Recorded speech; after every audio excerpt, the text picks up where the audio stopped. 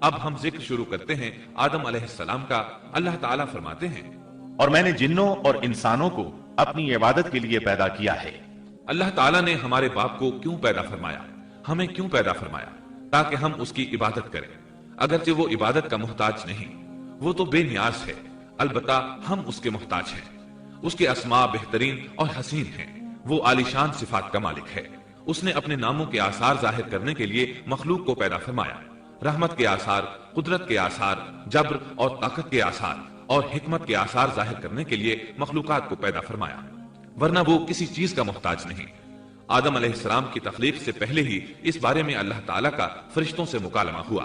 اللہ تعالیٰ نے فرمایا، اور جب تیرے رب نے فرشتوں سے کہا میں زمین میں ایک خلیفہ بنانے والا ہوں۔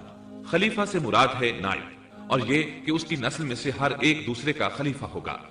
جبکہ سیدنا ابو بکر صدیق رضی اللہ عنہ نبی اکرم صلی اللہ علیہ وسلم کے خلیفہ ہوئے، سو اللہ نے ایک خلیفہ بنانے کا ارادہ فرمایا جو زمین میں حکومت کرے اور اس کو آباد کرے۔ چنانچہ اللہ تعالیٰ نے فرمایا، اللہ تعالیٰ نے تمہیں زمین سے پیدا کیا اور اسی نے اس زمین میں تمہیں بسایا ہے۔ اللہ تعالیٰ کا ارادہ ہوا کہ زمین کو آباد کروائے، جبکہ جن اس قابل نہیں تھے، کیونکہ ان میں اس قدر عقل و دانش نہیں تھی کہ زمین کو پر رونق اور سرسبز و شاداب رکھ سکیں۔ علماء جنات کے بارے میں کہتے ہیں ان کا سب سے بڑا عقل مند جن انسانوں کے 10 سالہ بچے کے برابر عقل رکھتا ہے، اس لیے زمین کو آباد کرنے کی صلاحیت اللہ تعالیٰ نے انسان کو بخشی۔ اللہ نے انسان کو بہترین ڈھانچے اور حسین ترین شکل و صورت سے نوازا، پھر اپنی روح اس میں پھونکی۔ فرشتوں نے اس سے سوال کیا، ایسی مخلوق کو کیوں پیدا کرتا ہے جو زمین میں فساد کرے اور خون بہائے؟ اور ہم تیری تسبیح، ہم اور پاکیزگی بیان کرتے ہیں۔ اس کے جواب میں اللہ نے فرمایا، جو میں جانتا ہوں تم نہیں جانتے۔ دراصل فرشتوں نے کسی طرح معلوم کر لیا تھا کہ آدم کی اولاد زمین میں فساد کرے گی، خون ریزی کرے گی، لیکن انہوں نے یہ بات اعتراض کے طور پر نہیں کہی تھی، کیونکہ ایسا اعتراض تو گناہ ہے، اور فرشتے پلک جھپکنے کے برابر اللہ کی معصیت اور نافرمانی نہیں کرتے۔ بلکہ وہ تو نہایت معزز عبادت گزار ہیں، کسی بات میں اللہ پر پیش دستی اور سبقت نہیں کرتے، اور اس کے حکم پر عمل کرتے ہیں۔ اللہ کے حکم کی نافرمانی نہیں کرتے، بلکہ جو حکم دیا جائے بجا لاتے ہیں۔ اس لیے فرشتوں کا یہ پوچھنا وضاحت طلبی کے لیے تھا، وہ تو انسان کے پیدا کرنے کی وجہ پوچھ رہے تھے۔ وہ زمین میں جنات کے اعمال اور کرتوت کا مشاہدہ کر چکے تھے، یعنی اللہ تعالیٰ نے انہیں پیدا کر کے اختیار دیا تو وہ فتنہ و فساد اور فسق و فجور میں مبتلا ہو گئے، اور اب ایک اور مخلوق زمین میں بسائی جا رہی تھی، تو اس بات کا امکان تھا کہ یہ مخلوق بھی ان کے نقش قدم پر چلے۔ اس لیے فرشتوں نے تعجب اور حیرت کی بنا پر یہ سوال کیا تھا، اور پوچھنے کا مقصد یہ تھا کہ کیا یہ بھی جنوں کی طرح ہوں گے؟ اس طرح انہیں یہ خدشہ لاحق ہوا کہ شاید ان سے اللہ کی عبادت میں کوتاہی یا کمی واقع ہوئی ہے، جس کی وجہ سے اللہ کو نئی مخلوق پیدا کرنا پڑی۔ اس لیے ان کی بات میں یہ بھی تھا کہ ہم تیری حمد اور ثنا بیان کرتے ہیں۔ بہرحال ان کے سوال کے دو مقصد تھے، کیا یہ جنوں کی طرح فساد کرنے والی قوم ہے؟ کیا ہم سے تیری عبادت میں کوتاہی ہوئی ہے؟ اس پر اللہ تعالیٰ نے فرمایا، جو میں جانتا ہوں وہ تم نہیں جانتے۔ اس موقع پر فرشتوں کے ذہنوں میں ایک اور بات بھی آئی، وہ آپس میں کہنے لگے کہ اللہ تعالیٰ جو بھی مخلوق پیدا کرے گا وہ ہم سے زیادہ معزز اور عالم نہیں ہو سکتی۔ یعنی جب فرشتوں نے باقی مخلوقات کا جائزہ لیا، مثلا آسمان، زمین، پہاڑ، جن، چوپایوں وغیرہ کا، تو انہوں نے سوچا یہ ہم سے زیادہ مرتبے والی نہیں ہے، لہٰذا یہ مخلوق بھی پیدا ہو رہی ہے تو یہ ہم سے زیادہ مرتبہ نہیں رکھتی۔ یہ ہمارا خاص مقام ہے کہ اللہ کی تسبیح میں مصروف ہیں، کفر سے محفوظ ہیں، ہر حکم بجا لاتے ہیں، اللہ کے تمام احکامات پورے کرتے ہیں، آسمان اور زمین میں اس کا حکم نافذ کرتے ہیں، اور اللہ کے نزدیک ہم سب سے زیادہ شرف والے ہیں۔ لہٰذا اگر یہ نئی مخلوق انسان بھی پیدا ہو جائے تو کیا ہوا، ہم سے زیادہ معزز اور علم والی تو نہیں ہوگی۔ بہرحال جب اللہ تعالیٰ نے آدم کو پیدا کیا تو زمین کی مٹی لانے کا حکم فرمایا، چنانچہ اللہ تعالیٰ کے پاس مٹی لائی گئی۔ امام ترمذی، ابن حبان اور امام احمد رحمت اللہ علیہ نے ایک حدیث بیان کی ہے جس کے الفاظ کچھ یوں ہیں، اللہ تعالیٰ نے آدم علیہ السلام کو مٹی کی ایک مٹھی سے پیدا فرمایا، اس مٹی کو اللہ تعالیٰ نے پوری زمین سے اٹھوایا تھا، یہی وجہ ہے کہ آدم کی اولاد زمین کے لحاظ سے ہی ظہور پذیر ہوئی، بعض سرخ رنگ کے ہیں تو بعض سیاہ اور بعض سفید، اور کچھ اس کے درمیان میں ہیں، بعض نیک ہیں، بعض خبیث اور کچھ پاکیزہ قسم کے ہیں۔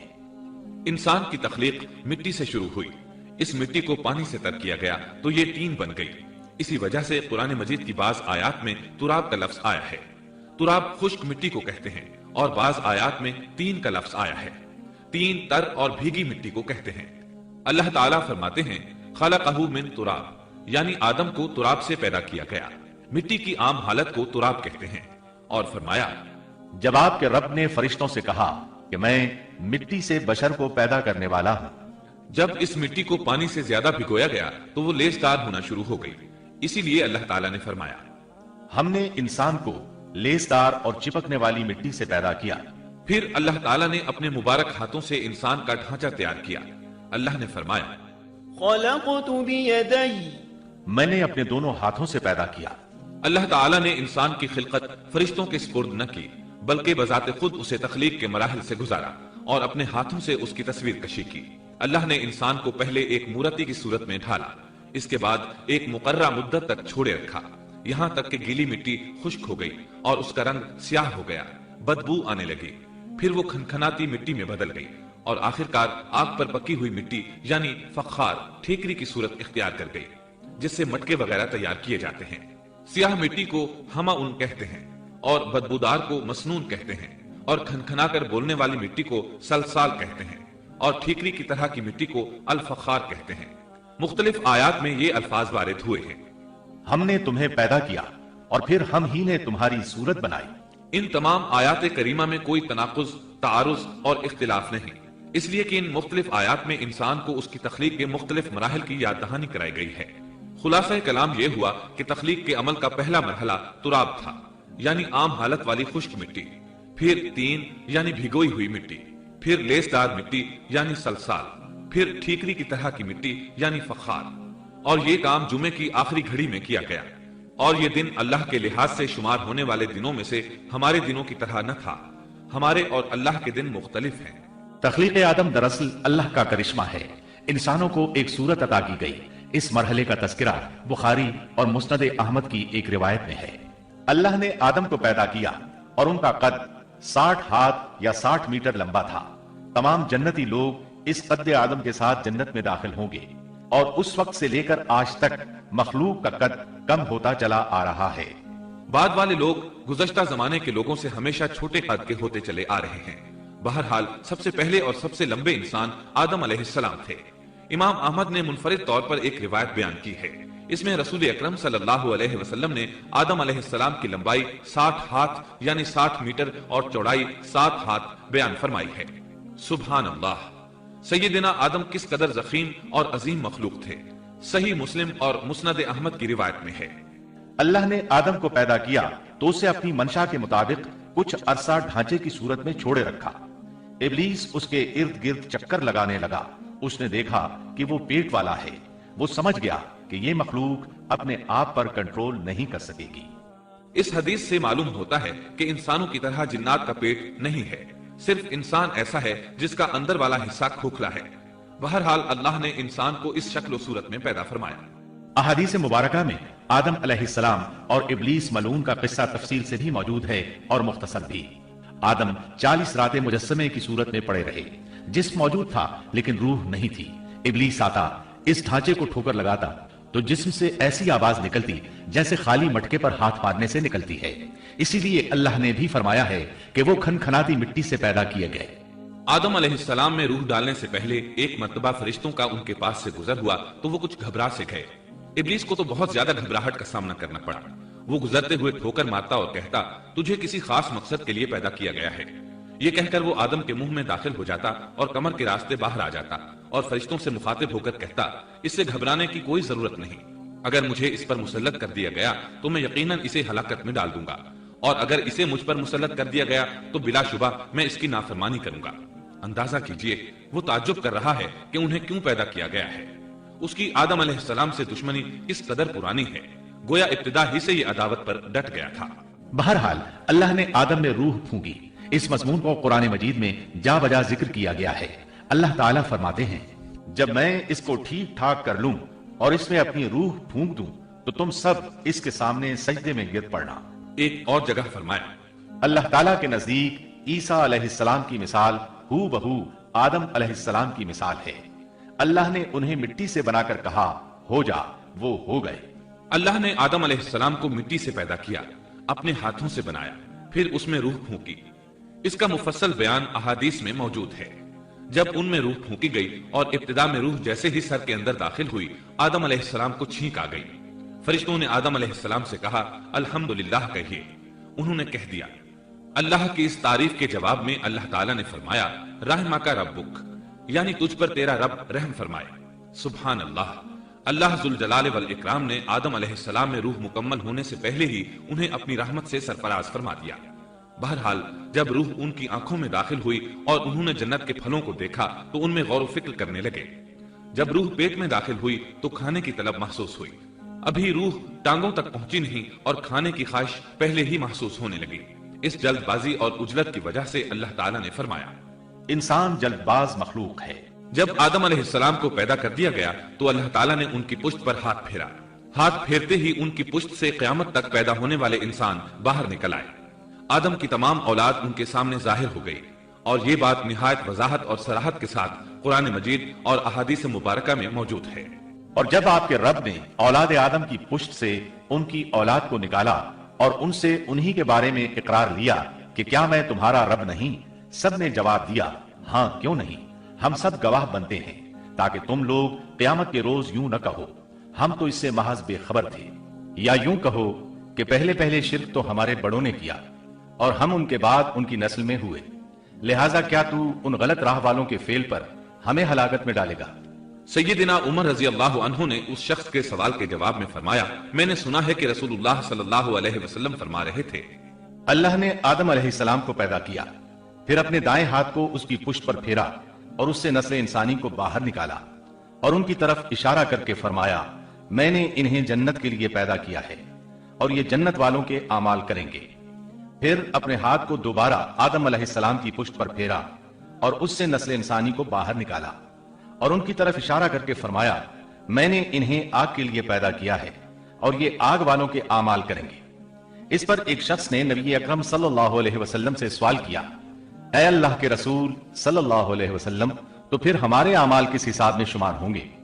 آپ نے جواب میں فرمایا اللہ تعالیٰ جب کسی بندے کو جنت کے لیے پیدا کرتا ہے تو اس سے جنت والوں کے کام کرواتا ہے، حتیٰ کہ جنت والے اعمال میں سے ہی کسی عمل پر اس کا موت سے سامنا ہوتا ہے، اس وجہ سے اللہ اسے جنت میں داخل کرتا ہے، اور جب اللہ کسی بندے کو آگ کے لیے پیدا کرتا ہے تو اسے آگ والے اعمال پر لگا دیتا ہے، یہاں تک کہ وہ آگ والے اعمال میں سے کسی عمل پر مرتا ہے، اس کی وجہ سے اللہ اسے آگ میں داخل کر دیتا ہے۔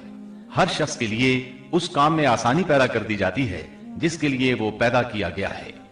لیکن یہ بات ذہن میں ہر وقت موجود رہنی چاہیے کہ اللہ نے انسان کو اختیار دے رکھا ہے کہ وہ اپنی عقل اور فکر کی روشنی میں اللہ کے احکامات پر عمل پیرا ہو کر خود کو جنتی بنا لے یا عقل کا درست استعمال نہ کرتے ہوئے شیطان کا پٹا گلے میں ڈال لے اور جہنم میں جگہ بنا لے۔ یہ تو اللہ نے انسان کو اختیار دے رکھا ہے، اس کی مرضی کہ جنت والے اعمال کرے یا جہنم والے۔ ہر انسان میں دونوں طرف جانے کی طاقت اور صلاحیت موجود ہے۔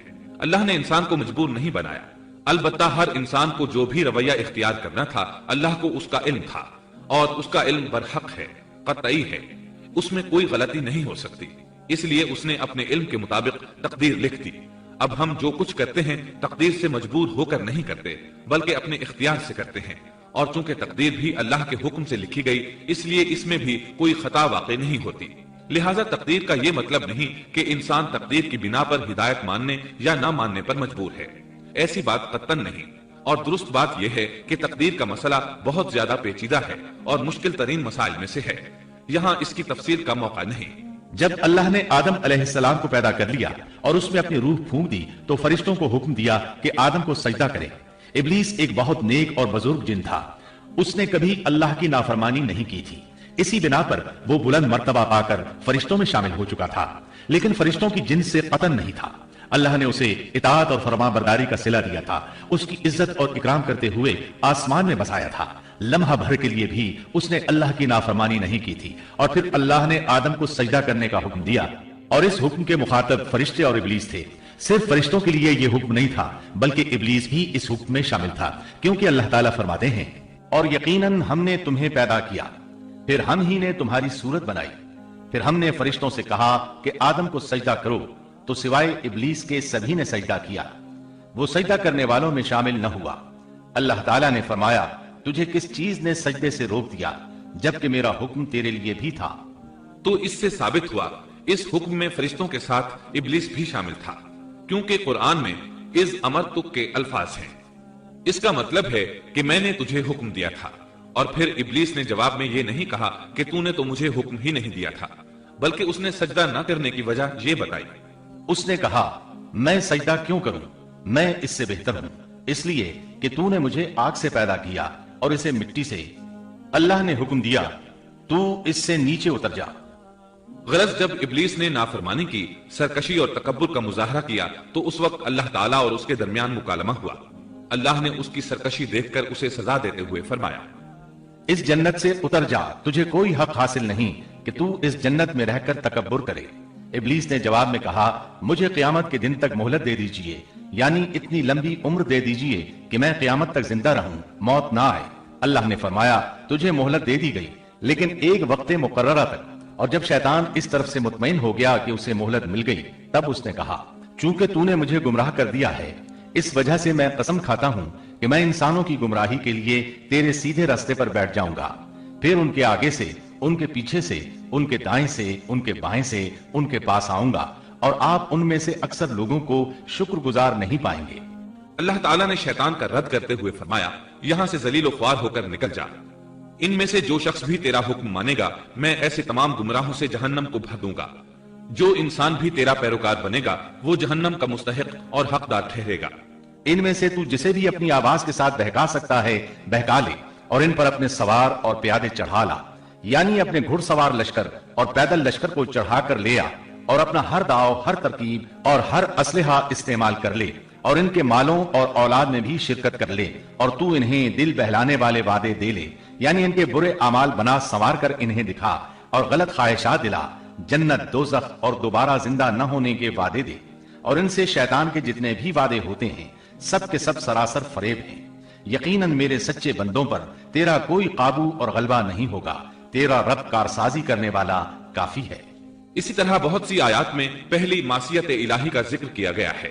سب سے پہلا نافرمان ابلیس ملعون تھا، وہ خبیث اللہ کے سامنے تکبر اور انات سے بھرپور جواب دیتا رہا، اسی وجہ سے اللہ نے اسے کافر کا لقب دیا۔ کافر اسے کہتے ہیں جو نعمت کا انکار کرے۔ اللہ نے اس پر اتنا فضل و کرم اور انعام و احسان کیا کہ بلند ترین مرتبے تک پہنچا دیا، لیکن اس نے اللہ کی اس نعمت کی قدر نہ کی، پرواہ نہ کی اور کفر کا راستہ اختیار کیا۔ سب سے پہلا گناہ تکبر تھا، اسی لیے علماء کرام فرماتے ہیں تمام گناہوں کی جڑ تکبر اور غرور ہے۔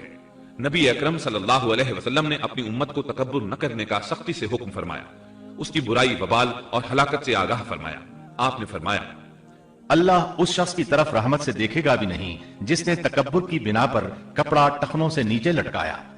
اس کے علاوہ نبی صلی اللہ علیہ وسلم نے تو مطلقاً فرما دیا وہ شخص جنت میں داخل ہونے کے قابل نہیں جس کے دل میں ذرہ برابر بھی تکبر ہے۔ جو شخص اپنے کپڑے، اپنے مکان اور اپنے قبیلے پر فخر کرتا ہے اس سے اللہ کی رحمت اٹھ جاتی ہے۔ اسی لیے نبی صلی اللہ علیہ وسلم نے جب اپنے صحابہ کرام کو دیکھا کہ مہاجر صحابی انصار صحابہ کے خلاف اور انصاری صحابی مہاجرین صحابہ کے خلاف آواز لگا رہے ہیں تو آپ نے فرمایا اس جاہلیت والی پکار کو چھوڑو، یہ بہت بدبودار ہے۔ برادری کی بنیاد پر لڑنا، باہم فخر کرنا برے نتائج کا ذریعہ ہے۔ گناہوں کی بنیاد بھی تکبر ہے، اس لیے ہر مومن کو چاہیے کہ اپنے نوکر، خادم، ملازم یا کسی بھی مسکین پر کبھی بھی فخر و غرور کا اظہار نہ کرے، کیونکہ یہی اللہ کی سب سے پہلی نافرمانی وجود میں آئی تھی۔ تکبر کا یہ ذکر ضمناً آ گیا۔ ہم پھر اپنے موضوع کی طرف لوٹتے ہیں۔ اللہ نے آدم علیہ السلام کو پیدا کیا اور انہیں عالم بنا کر ہی تخلیق کیا، یعنی جب وہ پیدا ہوئے تو جاہل نہیں تھے۔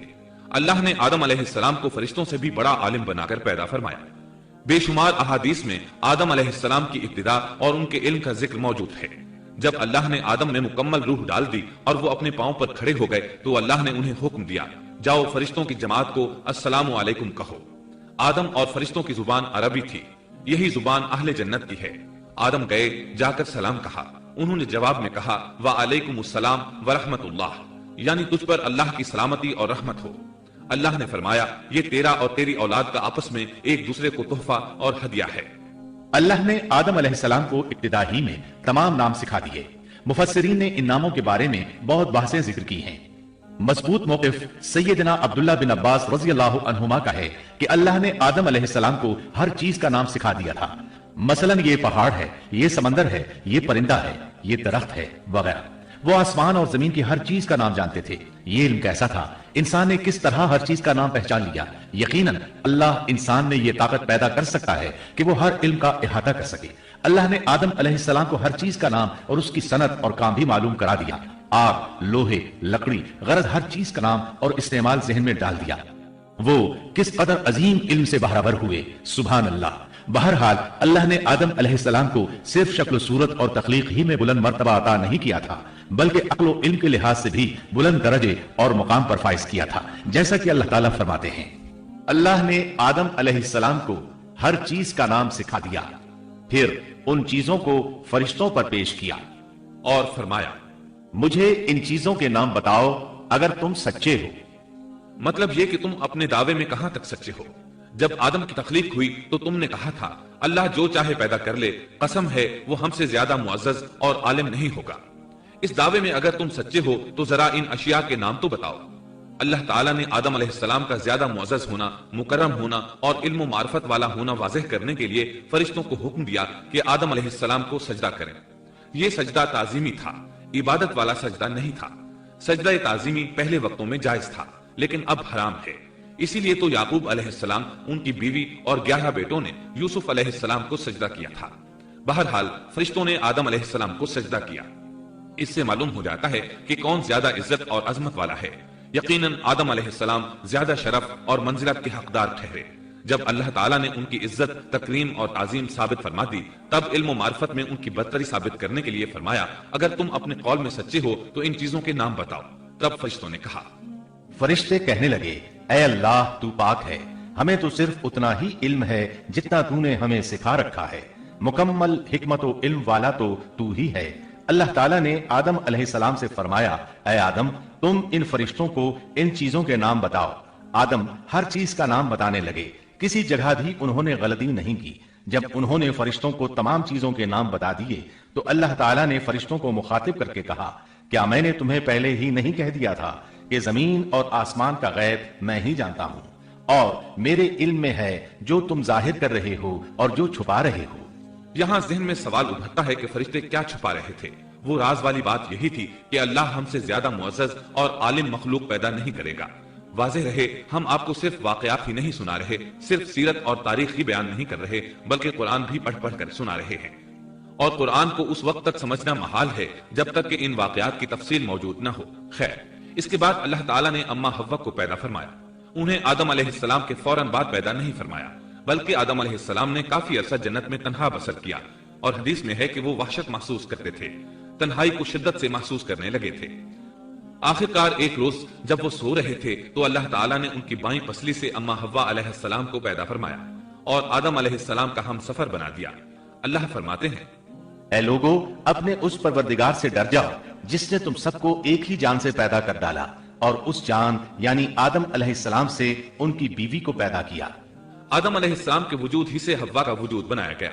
वो कोई अलग मखलूक नहीं थी। जब आदम अलैहिस्सलाम बेदार हुए तो उन्होंने अपने करीब एक औरत को बैठे देखा। पूछने लगे, तुम कौन हो? हव्वा अलैहिस्सलाम ने कहा, औरत। आदम अलैहिस्सलाम ने फिर पूछा, तुझे किस लिए पैदा किया गया है? वो बोली, आपके लिए, ताकि आप मुझसे सुकून और उन्स हासिल करें। जब फरिश्तों ने आदम अलैहिस्सलाम को एक औरत से बातें करते देखा तो कहने लगे, अब एक और नई मखलूक पैदा की गई है।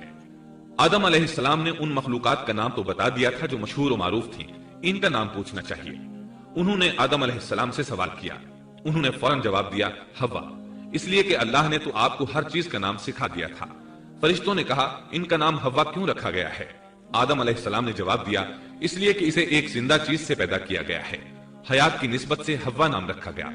मुस्लिम शरीफ में है, सैयदना अबू हुरैरा रजी अल्लाह अन्हु रिवायत करते हैं कि रसूलुल्लाह सल्लल्लाहु अलैहि वसल्लम ने फरमाया, जो शख्स अल्लाह और आखिरत के दिन पर ईमान रखता है, जब वो किसी मामले के लिए हाजिर हो तो भलाई वाली बात करे या खामोश रहे, और औरतों के बारे में भलाई की वसीयत हासिल कर लो, यानी उनके साथ अच्छा सलूक करो, क्योंकि औरत पसली से पैदा की गई है और पसली में ज्यादा टेढ़ा हिस्सा ऊपर वाला हिस्सा होता है। अगर तुम इसको सीधा करना चाहोगे तो तोड़ डालोगे, और अगर इसको छोड़ दोगे तो वो इसी तरह हमेशा टेढ़ी रहेगी। عورتوں کے بارے میں بھلائی کی وصیت حاصل کر لو۔ مطلب یہ کہ اسی حالت میں گزر بسر کرو، عورتوں کے بارے میں بھلائی کی وصیت حاصل کر لو۔ اس حدیث کا مطلب یہ ہے کہ عورتوں پر جبر کر کے زبردستی ان کی طبیعت کو بدلا نہیں جا سکتا، اور عورت ذات کو نہایت نرمی اور پیار سے رکھو۔ ان کی طبیعتوں میں ٹیڑھا پن ہے، وہ کبھی جذبات سے مغلوب ہو جاتی ہے اور عقل کھو بیٹھتی ہے۔ اگر کوئی اسے سیدھا کرنا چاہے تو اس سے لا تعلقی، دوری اور طلاق کی نوبت آ جائے گی۔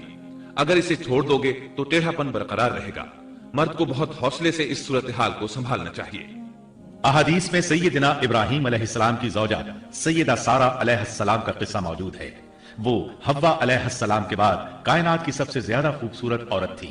احادیث سے یہ اشارہ ملتا ہے کہ حوا علیہ السلام ابتدائے انسانیت سے لے کر قیامت تک پیدا ہونے والی تمام عورتوں میں خوبصورت تھی۔ اب ابلیس لگا اپنے وسوسے شروع کرنے۔ آدم اور حوا علیہ السلام دونوں اللہ کے حکم سے جنت میں تھے کہ شیطان نے انہیں پھسلانے کی کوشش شروع کر دی۔ اللہ تعالیٰ فرماتے ہیں، اور ہم نے کہہ دیا اے آدم تم اور تمہاری بیوی جنت میں رہو اور جہاں سے چاہو بافراغت کھاؤ۔ جنت بھی کیسی؟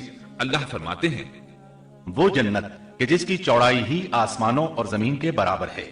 سو اس جنت میں سے جو چاہو سو کھاؤ، کچھ بھی منع نہیں سوائے ایک درخت کے، چنانچہ ارشاد ہوا، اور ہم نے کہا اے آدم تم اور تمہاری بیوی جنت میں رہو، پھر جس جگہ سے چاہو بافراغت کھاؤ اور اس درخت کے پاس مت جاؤ ورنہ ظالموں میں سے ہو جاؤ گے۔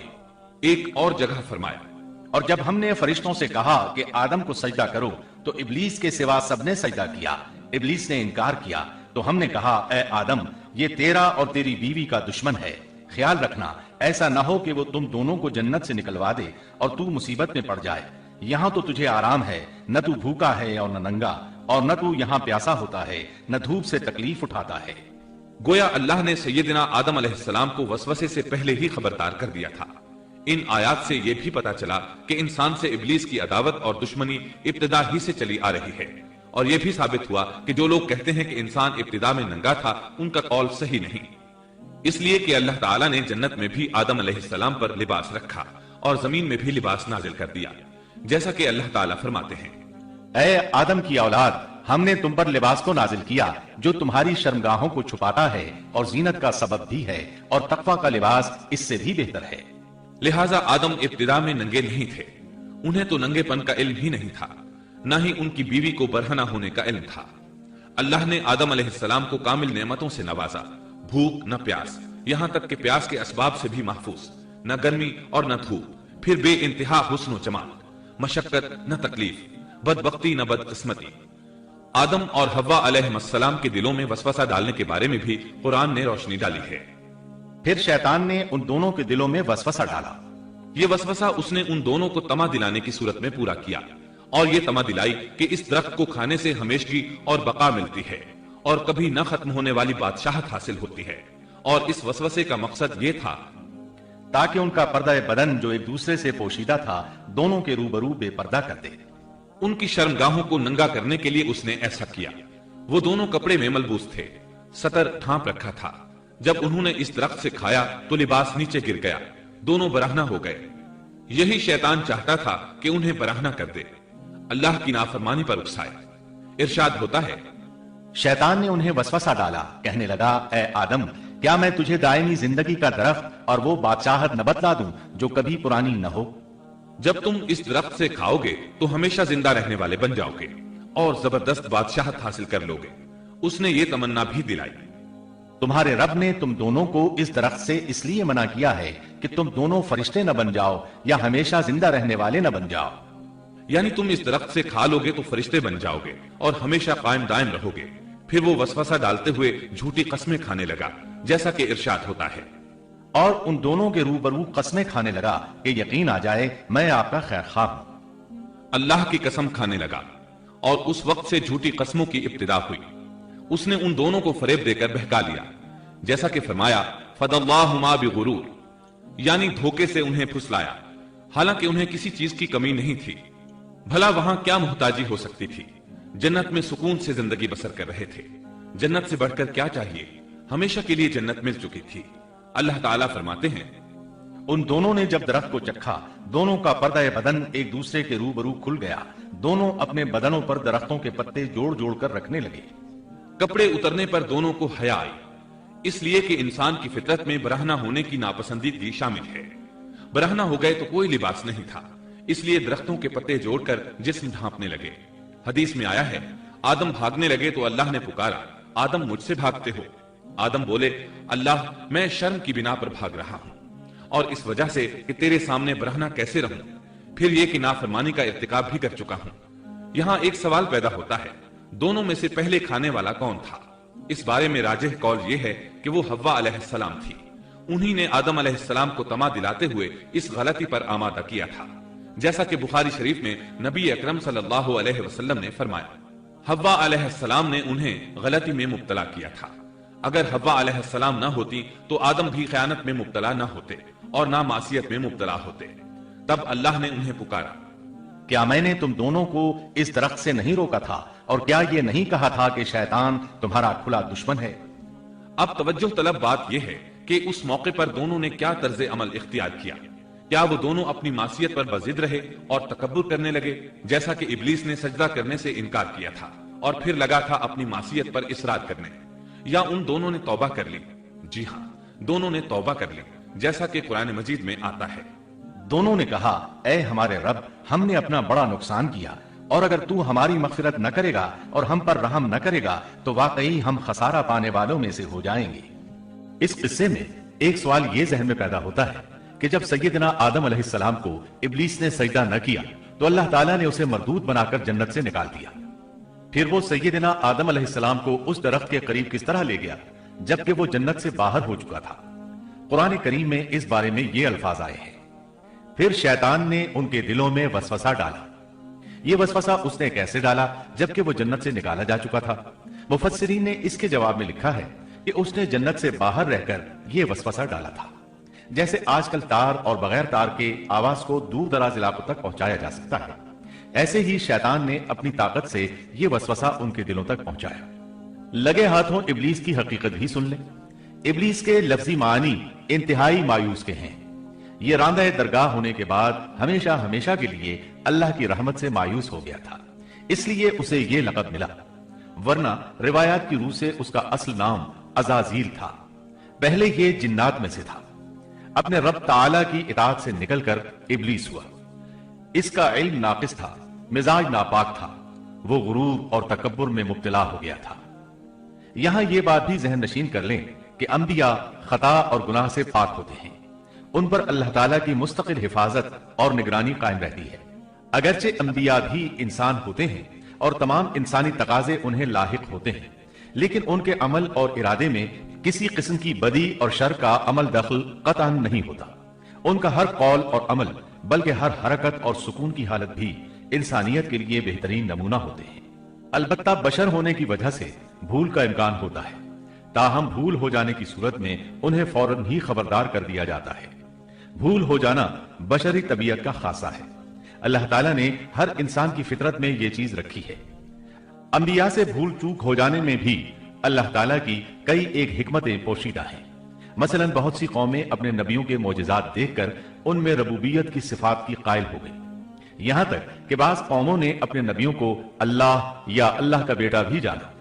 جب انبیاء سے بھول اور لغزشیں ہوئیں تب گویا لوگوں پر یہ واضح کیا گیا کہ یہ الہ نہیں ہے، الہ ہوتے تو کس طرح ان سے بھول ہو سکتی تھی۔ اسے یہ بتانا بھی مقصد تھا کہ انبیاء انسان ہی ہوتے ہیں، کوئی ماورائی مخلوق نہیں ہوتے۔ سیدنا آدم علیہ السلام کے واقعے پر غور کرنے سے یہ حقیقت مزید واضح ہو جاتی ہے کہ سیدنا آدم علیہ السلام کی یہ لغزش گناہ نہیں تھی۔ ممنوعہ درخت کا پھل کھاتے ہی سیدنا آدم علیہ السلام اور اما حوا کا لباس اتر گیا تھا۔ اس لباس کے بارے میں مفسرین نے لکھا ہے کہ وہ لباس دراصل نور کا تھا، یعنی وہ جنت کا خاص لباس تھا جو صرف اسی عالم میں پہنا جا سکتا ہے۔ اللہ تعالیٰ نے اپنے فضل و کرم سے جنت میں ان کی سطر پوشی کا انتظام فرما دیا۔ اللہ کا حکم ہوا، قال اهبطوا، جنت سے اتر جاؤ۔ مزید فرمایا، تم آپس میں ایک دوسرے کے دشمن ہوگے اور تمہارے واسطے زمین میں رہنے کی جگہ ہے اور ایک وقت تک نفع حاصل کرنا ہے۔ اللہ نے مزید فرمایا تم وہیں زندگی بسر کرو گے اور وہیں مرو گے اور وہیں سے دوبارہ نکالے جاؤ گے۔ قرآن مجید کے دیگر مقامات میں بھی اس قصے کی تفصیل موجود ہے۔ مثلاً فرمایا، اور اس سے قبل ہم نے آدم سے ایک عہد لیا تھا مگر وہ بھول گئے اور ہم نے ان میں کوئی عزم نہیں پایا۔ آدم علیہ السلام زمین پر اترے اور اپنے رب سے توبہ کے کلمات سیکھ لیے۔ وہ کلمات یہ ہیں: اے ہمارے رب، ہم نے اپنا نقصان کیا اور اگر تو نے ہم پر مغفرت و رحمت نہ فرمائی تو ہم خسارہ اٹھانے والوں میں سے ہو جائیں گے۔ آدم علیہ السلام زمین پر اترے اور ان کے ساتھ حوا علیہ السلام بھی اتری اور ان کے ساتھ ہی ابلیس کو بھی اتارا گیا۔ یہ کس جگہ پر اترے اس بارے میں اختلاف پایا جاتا ہے، لیکن ابن عباس رضی اللہ عنہ کی بات راجح محسوس ہوتی ہے کہ آدم علیہ السلام کو ہند میں اور حوا علیہ السلام کو جدے میں اتارا گیا۔ جب آدم علیہ السلام اتر آئے تو حوا علیہ السلام کی تلاش شروع کر دی، زمین میں ان کی تلاش میں سرگرداں ہوئے۔ آخر کار میدان عرفات میں دونوں کی ملاقات ہو گئی۔ چونکہ میدان عرفات میں دونوں نے ایک دوسرے کی معرفت حاصل کی تھی اور ان کا آپس میں تعارف ہوا تھا، لہٰذا اسی مناسبت سے اس میدان کا نام عرفات مشہور ہو گیا۔ پھر اللہ تعالیٰ نے زمین کے اندر انسانوں کو پھیلانا شروع کیا اور زمین کو مردوں اور عورتوں سے آباد کر دیا۔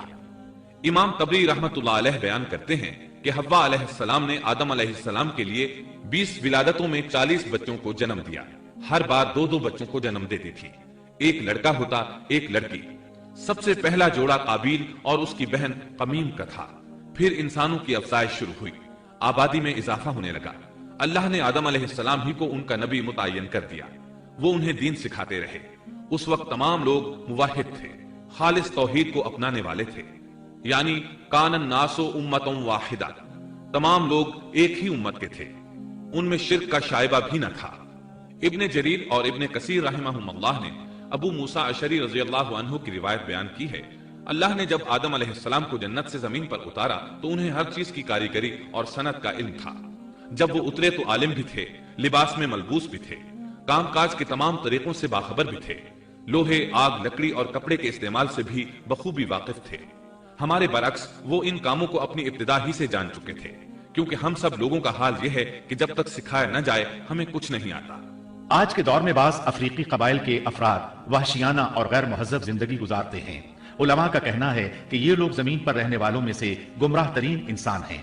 انہوں نے بہترین زندگی ضائع کر دی اور گھٹیا زندگی کو پسند کیا۔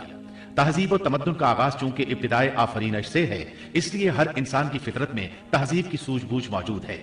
بہرحال آدم علیہ السلام کے بعد انسانی مخلوق کی تعداد روز بروز بڑھتی چلی گئی اور انسانی کمزوریوں کی بنا پر گناہ شروع ہو گئے۔ زمین پر سب سے پہلے ہونے والی معصیت قابیل کے ہاتھوں اپنے بھائی حابیل کے قتل کی صورت میں سامنے آئی۔ اللہ تعالیٰ نے قرآن مجید میں قابیل اور اس کے بھائی حابیل کا قصہ بیان کیا ہے۔ قابیل رخت اور درست طبیعت کا مالک تھا، جبکہ اس کا بھائی حابیل رحم دل اور نرم طبیعت تھا۔ قابیل کھیتی باڑی کرتا تھا اور حابیل مویشی چراتا تھا۔ حابیل کے نرم دل ہونے کی ایک وجہ اس کا بکریاں چرانا تھا، کیونکہ ایک چرواہا اپنی بکری کو بھوکا دیکھ کر اسے چارہ کھلائے بغیر نہیں رہتا، نہیں وہ کسی بکری کو پیاسا دیکھ کر اسے بھول جاتا ہے۔ اپنے جانور پر اس کی طاقت سے زیادہ بوجھ بھی نہیں لاتا۔ بنی نوع انسان کی تعداد میں اضافے کے لیے اس وقت ایسا قانون تھا جو اب حرام ہے، اور وہ ہے بہن کے ساتھ نکاح۔ چونکہ اس وقت کے سب لوگ آدم علیہ السلام کی حقیقی اولاد تھے اور آپس میں بہن بھائی تھے، اس لیے اس وقت کی شریعت کی روح سے قابیل اپنے ساتھ جڑواں پیدا ہونے والی بہن کے سوا کسی دوسری بہن سے شادی کر سکتا تھا، اور اسی طرح حابیل اپنے ساتھ جڑواں پیدا ہونے والی بہن کے علاوہ کسی دوسری بہن سے شادی کر سکتا تھا۔ اس کی صورت یہ تھی کہ قابیل کی شادی حابیل کی بہن سے ہو اور حابیل کی شادی قابیل کی بہن سے ہو، لیکن ہوا یہ کہ حابیل کی بہن خوبصورتی میں قابیل کی بہن سے کم تھی، اس لیے قابیل نے حابیل کی بہن سے شادی کرنے سے انکار کر دیا اور اپنی جڑواں بہن سے شادی کی خواہش ظاہر کی، لیکن ایسا کرنا آدم علیہ السلام کی شریعت میں حرام تھا۔ آپ نبی بھی تھے اور رسول بھی۔ رسول اور نبی میں فرق یہ ہے کہ رسول پر شریعت اور احکام نازل ہوتے ہیں، لیکن نبی پر شریعت نازل نہیں ہوتی، البتہ اس کی طرف وحی نازل ہوتی ہے اور معجزات عطا کیے جاتے ہیں، جبکہ شریعت صرف رسولوں ہی پر نازل کی جاتی ہے۔ آدم علیہ السلام بھی چونکہ رسول تھے، اس لیے ان کی شریعت میں یہ قانون تھا کہ کوئی شخص اپنے ساتھ جڑواں پیدا ہونے والی بہن کے ساتھ شادی نہیں کر سکتا۔ قابیل اس شرعی حکم کی وجہ سے غضبناک ہو گیا، اس نے تعجب کا اظہار کرتے ہوئے اس قانون کو ماننے سے انکار کر دیا۔ آدم علیہ السلام نے ان دونوں کے درمیان فیصلہ کرتے ہوئے انہیں حکم دیا کہ دونوں اللہ کے حضور ایک ہدیہ پیش کریں۔ ہدیہ اس جانور کو کہتے ہیں جسے اللہ کے نام پر ذبح کر کے فقراء میں تقسیم کر دیا جائے۔ اس سے مقصود اللہ کے لیے اپنی نیت کو خالص کرنا ہوتا ہے۔ اس عمل کو قربانی کہا جاتا ہے۔ آدم علیہ السلام کے زمانے میں قربانی کا جو قانون تھا اس کے قبول ہونے کی نشانی طے تھی، اور وہ یہ کہ آسمان سے ایک آگ نمودار ہوتی اور اس قربانی کو جلا دیتی۔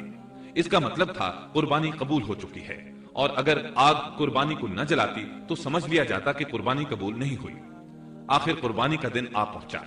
حابیل نے اپنے مویشیوں میں سے ایک بہترین جانور لیا اور قربان گاہ میں لا کر اللہ کے حضور پیش کر دیا۔ دوسری طرف قابیل نے اپنی کھیتی کے غلے میں سے ردی قسم کا غلہ قربانی کے لیے پیش کیا۔ دوسرے دن دونوں قربان گاہ پہنچے تو انہوں نے دیکھا کہ حابیل کی قربانی قبول ہو چکی ہے، جبکہ قابیل کی قربانی کو آگ نے چھوا تک نہیں تھا۔ یہ دیکھ کر قابیل حابیل پر غضبناک ہوا۔ شیطان نے بھی اسے وسوسے میں مبتلا کیا کہ اپنے بھائی کو قتل کر دے۔ اس نے اپنے بھائی حابیل کو جان سے مار ڈالنے کا پختہ ارادہ کر لیا۔ اس وقت تک روئے زمین پر کوئی انسان قتل نہیں ہوا تھا۔ انسانی تاریخ میں یہ پہلا قتل ہے جس کا ارتکاب قابیل نے کیا۔ وہ اپنے بھائی حابیل کے پاس گیا اور اس سے بولا، میں تجھے قتل کر دوں گا۔ جواب میں حابیل نے کہا، اگر تو مجھے قتل کرنے کی کوشش کرے گا تو میں اپنے دفاع میں ہاتھ نہیں اٹھاؤں گا، اس لیے کہ میں چاہتا ہوں تو اپنے دیگر گناہوں کے ساتھ میرے قتل کا گناہ بھی اٹھا لے، تیرے گناہ زیادہ ہو جائیں۔ چنانچہ ایک تاریک رات میں حابیل سویا ہوا تھا کہ قابیل ایک بڑا سا پتھر اٹھا کر اس کے پاس آیا۔ اس نے وہ پتھر اپنے بھائی کے سر پر دے مارا۔ اس طرح اس نے حابیل کو قتل کر دیا، روئے زمین پر قتل کی ابتدا کر دی، زمین کو پہلے خون سے رنگ دیا۔ تاریخ انسانی میں یہ سب سے پہلا جرم تھا جو قابیل کے ہاتھوں ہوا۔ قتل تو وہ کر بیٹھا، اب حیران اور پریشان ہوا کہ اس کی لاش کا کیا کرے۔ اس وقت تک نسل انسانی موت سے بھی دوچار نہیں ہوئی تھی۔ آدم علیہ السلام کی اولاد میں سے اس وقت تک کوئی فوت نہیں ہوا تھا، اس لیے قابیل کو معلوم نہیں تھا کہ مردے کے ساتھ کیا کیا جائے۔ اسی کشمکش کے عالم میں اس نے بھائی کی لاش کو کمر پر اٹھا لیا اور چل پڑا۔ چلا جا رہا تھا کہ اللہ نے 2 کوے بھیجے۔ دونوں کوے آپس میں لڑ پڑے، ایک نے دوسرے کو ہلاک کر دیا۔ اب زندہ کوا مٹی کھودنے لگا۔ اس طرح اس نے ایک گڑھا تیار کر لیا، مردہ کوے کو اس میں رکھا اور اوپر مٹی ڈال دی۔ اس طرح قابیل کو دفن کا طریقہ معلوم ہوا۔ اس نے بھی گڑھا کھودا اور حابیل کی لاش کو اس میں دبا دیا۔ وہ اپنے کیے پر نادم ضرور تھا، لیکن اس نے اللہ سے معافی نہ مانگی، جبکہ انسان کے لیے ضروری ہے کہ اس سے کوئی گناہ ہو جائے تو اللہ سے معافی مانگے۔ قابیل اور حابیل کے درمیان جو مکالمہ ہوا، اللہ تعالیٰ نے اس کا ذکر سورہ مائدہ آیت 27 تا 29 میں کیا ہے۔ اللہ فرماتے ہیں، آدم علیہ السلام کے دونوں بیٹوں کا کھرا کھرا حال بھی انہیں سنا دو۔ ان دونوں نے ایک نذرانہ پیش کیا، ان میں سے ایک ہی نظر تو قبول ہو گئی اور دوسرے کی قبول نہ ہوئی تو وہ کہنے لگا، میں تجھے مار ہی ڈالوں گا۔ اس نے کہا، اللہ تقوی والوں ہی کا عمل قبول کرتا ہے، گو تو میرے قتل کے لیے دسترازی کرے، لیکن میں تیرے قتل کے لیے ہرگز اپنا ہاتھ نہیں بڑھاؤں گا۔ میں تو اللہ تعالیٰ پروردگار عالم سے خوف کھاتا ہوں۔ میں تو چاہتا ہوں کہ تو میرا گناہ اور اپنا گناہ اپنے سر پر رکھ لے اور دوزخیوں میں شامل ہو جائے۔ ظالموں کا یہی بدلہ ہے۔ اس کا مطلب یہ تھا کہ تیرے اور گناہوں کے ساتھ میرے قتل کا گناہ بھی تیرے ذمہ لگے اور تو ظالموں میں سے ہو جائے۔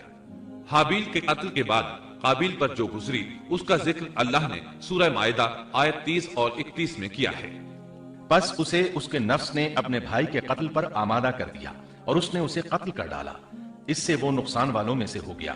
پھر اللہ تعالیٰ نے ایک کوے کو بھیجا جو زمین کھود رہا تھا تاکہ اسے دکھائے کہ وہ کس طرح اپنے بھائی کی ناش کو چھپا سکتا ہے۔ وہ کہنے لگا، ہائے افسوس، کیا میں ایسا کرنے سے بھی گیا گزرا ہو گیا کہ اس کوے کی طرح اپنے بھائی کی لاش کو دفنا دیتا۔ پھر تو بڑا ہی پشیمان اور شرمندہ ہوا۔ امام احمد، ترمذی اور ابو داود نے سیدنا سعد بن ابی وقاص رضی اللہ عنہ سے روایت کی ہے کہ انہوں نے سیدنا عثمان رضی اللہ عنہ کی شہادت کے فتنے کے وقت فرمایا، میں گواہی دیتا ہوں کہ رسول اکرم صلی اللہ علیہ وسلم نے فرمایا تھا، ایک بہت بڑا فتنہ رونما ہوگا، اس میں بیٹھنے والا کھڑے ہونے والے سے بہتر ہوگا اور کھڑا ہونے والا چلنے والے سے بہتر ہوگا اور چلنے والا دوڑنے والے سے بہتر ہوگا۔ اسی نے کہا، اگر کوئی میرے گھر میں داخل ہو کر میری طرف ہاتھ بڑھائے تاکہ وہ مجھے قتل کر دے تو آپ صلی اللہ علیہ وسلم نے فرمایا، تو آدم علیہ السلام کے بیٹے کی طرح قتل ہو جا۔